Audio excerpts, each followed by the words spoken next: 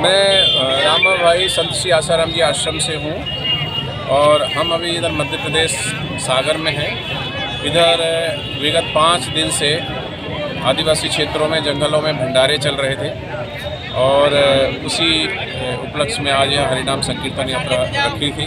पहले दिन जो है कीर्तन यात्रा जो है उधर साहेबपुर में रखी थी, फिर गोरा खुर्द में रखी, वहाँ भंडारा था। कल 22 तारीख को परसों तो भंडारा था वहाँ पे 23 में जो है मजगो आश्रम है बापूजी का, वहाँ पर भंडारा था। तो किस उद्देश्य के लिए हो रही है? उद्देश्य तो क्या है, नर सेवा नारायण सेवा। हमारा कोई स्वार्थ नहीं है। नेता लोगों का तो स्वार्थ होता है वोट के लिए। कहते हैं नेता और जनता का संबंध वोट के लिए होता है, ठीक है। बाप बेटे का संबंध संपत्ति के लिए होता है। नौकर और सेठ का संबंध जो होता है वो नोट के लिए होता है, लेकिन वोट और नोट नहीं। यहाँ तो नर सेवा नारायण सेवा। आपको जो कुछ भी परमात्मा ने दिया है उसको जनहित में बांटो, चाहे तन हो मन हो धन हो, उससे सबकी सेवा करो। नर सेवा नारायण सेवा। जो भी जिनको लगता है, आज हम जिधर गए थे उधर ना तो पक्की सड़कें हैं और ना ही वहाँ पर जो है पीने के लिए उनके घरों में पानी आता है। 1.5-2 किलोमीटर से एल्युमिनियम के बर्तन में वो पानी लेकर के आते हैं। तो ऐसी गरीबी आज भी इस देश के अंदर है, चाहे उड़ीसा हो, चाहे बिहार हो, चाहे छत्तीसगढ़ हो, चाहे गुजरात हो। कहीं पे 8% है, कहीं पे 6% है, कहीं पे 4% जो है गरीबी बहुत ज़्यादा, जहाँ जिनके पास ना अपने मकान है ना ढंग से भोजन मिलता है। तो विश्व वंदनीय संत श्री आसाराम जी बापूजी ऐसे भक्तों के लिए हर साल दीपावली जब भी आती है तो सभी राज्यों में जाकर के ऐसे लोगों के पास जाकर के उनको ज़रूरत की चीज़ें बांटते हैं। जैसे मिठाई है, बर्तन है, कंबल है, उनके जो है नहाने धोने के साबुन है, तेल है, राशन है, सभी प्रकार की सामग्री उनको दी जाती है हर साल। और ये विगत 55 वर्षों से ये सेवा कार्य देवी कार्य बापूजी का चल रहा है। और 25 दिसंबर को जो है तुलसी पूजन आने वाला है। हमारे देश में भारतीय संस्कृति है, तुलसी की महिमा है, गौ माता की महिमा है, गंगा की महिमा है, गीता की महिमा है, संत की महिमा है। आज गौ, गंगा, गीता और संत का अपमान हो रहा है। उनका ज्ञान हमारे जीवन में नहीं है, इसलिए भौतिक सुख संसाधन होते हुए भी हम दुखी हैं, परेशान हैं, हताश हैं, निराश हैं। हमारे जीवन में जब तक आध्यात्मिक ज्ञान नहीं होगा, गुरु जी का ज्ञान नहीं होगा, गीता की वाणी हमारे जीवन में नहीं होगी, गंगा की महिमा हम नहीं जानेंगे, गौ माता की महिमा नहीं जानेंगे, तो सब कुछ होते हुए भी हम दुखी रहेंगे, परेशान रहेंगे। राम रहीम को भौतिक विकास तो बहुत हो गया है, लेकिन आध्यात्मिक विकास वो संतों से होता है। आपने सही बात बोली। राम रहीम, हाँ क्या बोल रहे? राम रहीम को 5वीं बार बेल मिल गई। हाँ बिल्कुल सही पैरोल मिली है।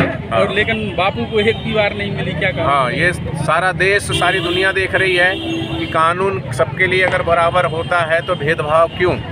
ये सबको पता है और सबके मन में ये सवाल उठ रहा है।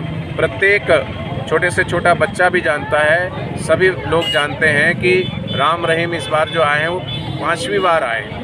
कभी 1 महीने का पैरोल, कभी 2 महीने का पैरोल, कभी 15 दिन का पैरोल, कभी 3 महीने का भी पैरोल, ऐसा उनको मिल जाता है। जिनके ऊपर चार्ज फ्रेम भी है, ठीक है, उनको पैरोल ना मिले, इसमें हमारा कोई ऐसा विरोध नहीं है। पर हम ये कहते हैं कि इस देश में बड़े बड़े भ्रष्टाचार करने वाले नेताओं को, अभिनेताओं को, और इस देश में जो आतंकवाद को फैलाते ऐसे लोगों को भी उनको छोड़ दिया जाता है। तो हमारे बापूजी ने ऐसा कौन सा गुनाह किया? जो आरोप लगाया वो आरोप सिद्ध नहीं है, कोई एविडेंस नहीं है, एक भी एविडेंस नहीं है, कोई भी मेडिकल एविडेंस नहीं है। लोग चिल्लाते रहते हैं, कई सारे जो हैं बाहर के जो विदेशी मीडिया वाले, कि रेप हुआ, तो आज तक कोई दिखाया है कि कहाँ रेप हुआ है? रेप का कोई प्रूफ दे सकता है कि बापूजी के जो है वो बोल रहे हैं कि रेप किए? कोई भी एक छोटा सा दिखा सकते हैं एविडेंस? एक स्क्रैच तक नहीं आया, कोई एविडेंस नहीं हुआ। सिर्फ पोक्सो एक्ट का जो कानून बना है उस कानून की आड़ में, क्योंकि बापूजी समाज हित के, राष्ट्र हित के देवी कार्य और सेवा कार्य कर रहे थे और इसी की वजह से बापूजी को टारगेट किया गया। क्या तुलसी पूजन दिवस मनाना बुरी बात है? क्या हमारे बच्चों को अच्छे अच्छे संस्कार देना, विद्यालयों में जाकर के उनके लिए मातृ पितृ पूजन दिवस मनाना, क्या ये बुरी बात है? तो हमारा राष्ट्र जो है अगर चरित्रवान नहीं होगा, राष्ट्र भक्ति बच्चों में नहीं होगी, तो इस देश के अंदर फिर समाज उन्नत कैसे होगा? संत ना होते इस जगत में तो जल मरता संसार। तो बापूजी 50-55 वर्षों से जो नगर डगर घूम कर के जो ज्ञान जगा रहे थे, लाखों करोड़ों लोग जो बापूजी से जुड़े हैं, जहाँ भी बापूजी का सत्संग होता है लाखों की जनमेदनी उमड़ के आ जाती थी। कहीं ना कहीं जो है बापूजी की जो है साधकों के बीच में जो खाई खोदने का और झूठा कुप्रचार करने का जो काम किया है वो विदेशी मीडिया और राजनीतिक तंत्र ने किया है कि ऐसे आयोजन सागर में ही हो रहे हैं या पूरे? नहीं, ऐसे आयोजन जो है पूरे देश भर में हो रहे हैं। मैंने बताया आपको, अभी मैं यहाँ से जा रहा हूँ दिल्ली के पास हरियाणा में गुड़गांव पड़ता है, गुरुग्राम, द्रोणाचार्य जी की नगरी, वहाँ पर परसों हरिनाम संकीर्तन यात्रा होगी। फिर मैं हरिद्वार जा रहा हूँ, वहाँ पर भी हरिनाम कीर्तन यात्रा होगी। अभी मैं गुजरात से आ रहा हूँ, बापूजी के आश्रम अहमदाबाद से, जहाँ पर दीपावली में बच्चों की छुट्टी होती है, तो वहाँ पर कितनी भारी संख्या में वहाँ जनमेदनी उमड़ करके आई थी आश्रम में। आप देख लीजिए नज़ारा, पूरा पैर रखने की जगह नहीं थी। छोटे छोटे नन्हे मुन्ने बच्चे वहाँ शिविर भरने आए हैं, माला जपते भगवान का नाम लेते हैं, व्यसन से दूर रहते हैं। बच्चों को अगर सही दिशा नहीं मिलेगी तो राष्ट्र उन्नत कैसे बनेगा। आज इंटरनेट और मोबाइल और भौतिक सुख सुविधाओं में बच्चे कमज़ोर होते चले जा रहे हैं, टीवी और इंटरनेट से ग्रसित हो गए हैं, मोबाइल एडिक्शन हो चुका है बच्चों को। तो बापूजी इतना ज्ञान देते बाल संस्कार के माध्यम से छोटे छोटे बच्चों में। युवा सेवा संघ खोलते हैं युवानों के लिए, बड़ों के लिए सत्संग।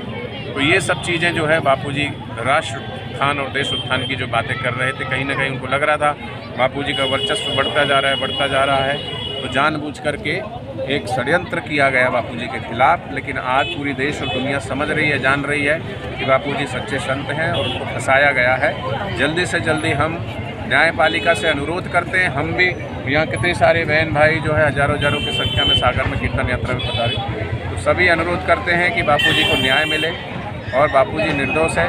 और एक दिन बापूजी हम सबके बीच में जल्दी से निर्दोष होकर ही वापिस, निर्दोषी हैं, हम सबके बीच में जल्दी आएंगे। हरिओम।